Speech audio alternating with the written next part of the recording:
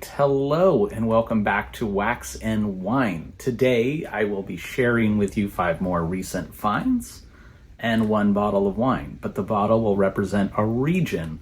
Super easy. I want us to kind of walk our way through some of the French, Italian, American, all kinds of classic wine regions.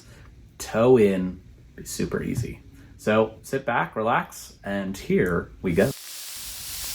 So the next album I purchased was a new record from Yo La Tengo, one of my favorite acts. It's called This Stupid World. So I'm nearly complete. I don't have all the B-sides. I have between CD and record, I have everything for sure. But you know, tracking down some of these things, like Ride the Tiger, when did that start becoming like a $75 record? Anywho, that's a weird aside for Yo La Tengo fans. This record is a return to form. It is their 17th studio album. They are an awesome band out of Hoboken, New Jersey. I've always had the fantasy to catch these guys live in New Jersey at Maxwell's. Recently I had a friend move to the East Coast, so hopefully this year I can fulfill that fantasy to go catch them live for their Hanukkah shows. The opening track, it's a 2 LP release. So some of the songs are a little stretched out, feels very familiar to us. It's kind of jamming out in a very controlled, high energy, fuzzed and raw way. It recalls some of my favorite work from them. There's too many albums to name, but there's quite a few that this invokes in my ears. So again, the A-side, Sinatra Drive Breakdown, fantastic.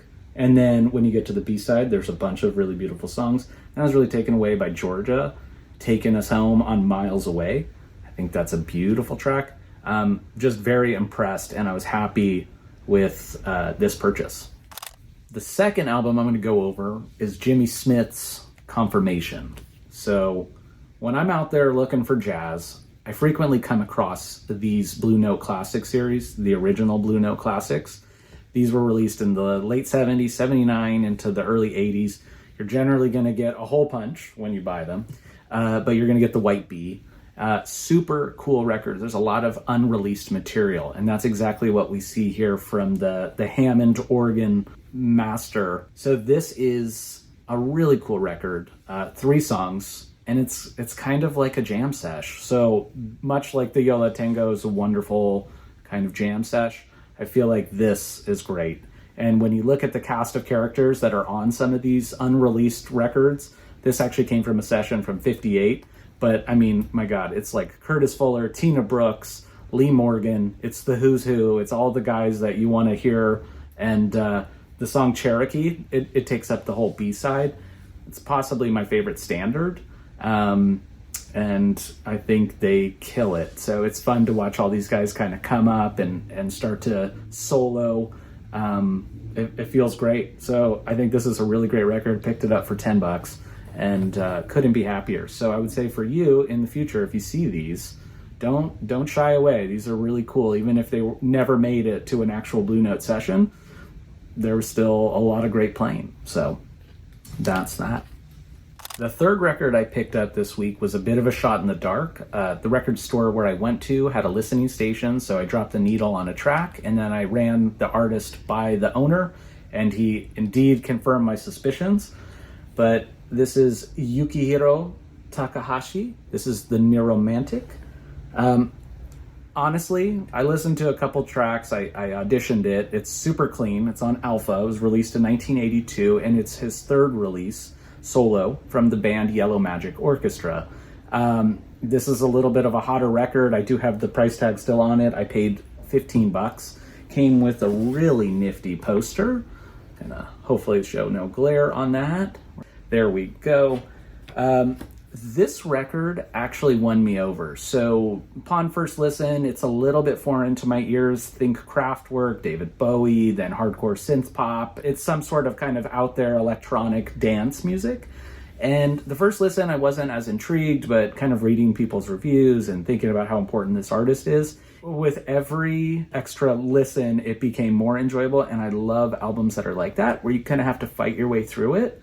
And by the end of it, you're completely won over. So the A-side has a couple really, really awesome tracks. The Grand Espoir That's a lovely song. Fun. And then New Red Roses has no vocals, but it's a very, very nice piece. And then on the B side, apparently a guy writes and worked a lot with Alpha and worked with these artists, was a Brit. His name was Chris Mosdell. But he did the song, he wrote the song rather, the lyrics, Drip Dry Eyes, and that's a really pretty ballad. The entire B-side kind of blew me away, but every time I put this on and I listen to it, it makes me dance, and it makes me like it even more. Really, really happy with this pickup. If you're not familiar, I would definitely not hesitate. Check it out, give it a stream, or if you see it and you know where it is, go ahead and buy it. The next artist I picked up falls into a fusion category, and with the tragic passing of Wayne Shorter, this artist is also top of mind. He had already passed long ago, but that's Jaco Pastorius, and so this is Word of Mouth. Found this again for a really, really great price, so I think it was $14, something like that. I didn't really know this record, didn't really think too much. I just, the first record's so good. How could this be bad? And again, Wayne Shorter was on my mind, so kind of going into that post, weather report session. This album blew me away. I'm not gonna lie. First whole listen, incredible. Crisis, this guy shredding on the bass, right? That's what he's known for. But him doing all these compositions was really, really cool. So as you kind of move through the A-side, it's very good. You have a callback on like Liberty City to like Weather Report days with that Birdland track. Anyway, that was terribly off key, but you get it. But then when you flip over to the B-side, holy crap. Chromatic Fantasy, really nice, crunchy, great energy, and then boom, it hits you. Like I wasn't paying attention, I wasn't looking at the back of the album, and all of a sudden Blackbird came on, and just the mixing into that song, sublimely done. So I don't know, if you're not a fan of fusion, you might not be feeling this record, but obviously everyone else who is a fan probably already knows this album. I was just the last guy on the train. Just happy to find it for such a cheap price, and geez Louise, by the end of this album, what is that last song called? Oh yeah, John and Mary. That is, you're like dancing out of your seat. It's incredible. So with that said, if you don't know it, maybe get to know it. Otherwise, I'm sure you do know it, and hopefully you enjoy it. The last record I want to talk about is actually a box. This is courtesy of a buddy of mine who is a huge fan of the Nine Inch Nails, and that was the soundtrack to Mank. So this is Reznor and Atticus Ross working together sublimely to do a beautiful soundtrack for the 2020 movie, the docu film about Herman J. Mankiewicz. If you haven't seen the film, it's pretty cool. Came out kind of long ago, right? Came out during the pandemic when we were all stuck at home. So we ate that thing up. But then this box just was released recently, and my buddy, being the super fan he is, bought a copy for me. I will say, as a collector's aside, boxes be damned.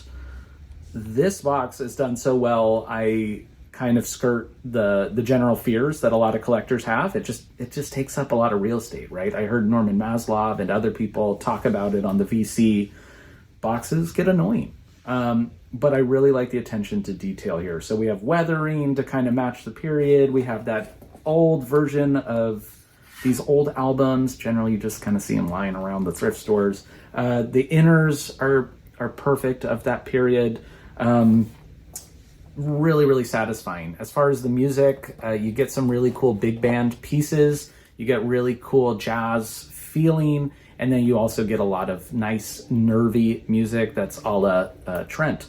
So really cool. If that's your style, or if you're a film score person, I would highly suggest buying this. If you're just kind of a toe-in fan, then maybe give it a stream. Check it out.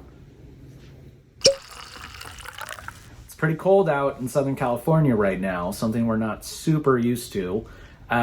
So much so that I've got a sweater on in my own house. But more importantly, when it comes to the wine portion of this channel, when it's cold out, I think red wine. I think of red wine because generally what I'm going to be eating with it is fuller fare. I want something warm. I don't want to make a salad. I don't want to make something cool.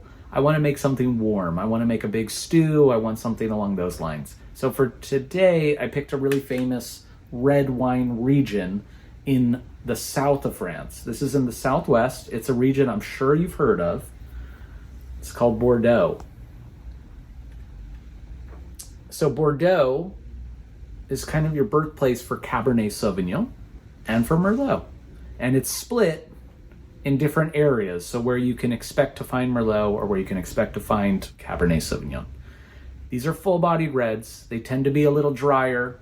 They are really, really good partners with food. Again, I'm thinking steak. I'm going simple. And I think you should too. I think you should simplify the equation, give them a shot. If you're caught up and you're really nervous about it, think a few things. One, you can find this wine anywhere. So from a grocery store to a private wine shop. I go to record stores, I go to wine shops and I buy more curated selection.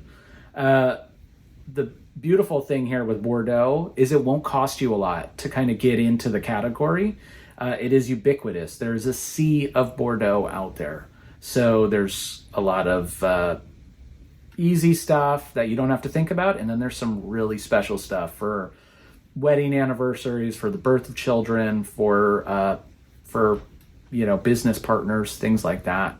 So you can spend anywhere from $20 to $2,000. These wines, if you are, again, kind of lost in the sauce and you're confused, maybe just let me know in the comments where you live in terms of a city or a bigger general area, and I can kind of guide you into some wines that might be available in your market. But yeah, next time you're thinking all-American fare, something nice and big, try to pop a bottle of Bordeaux with it.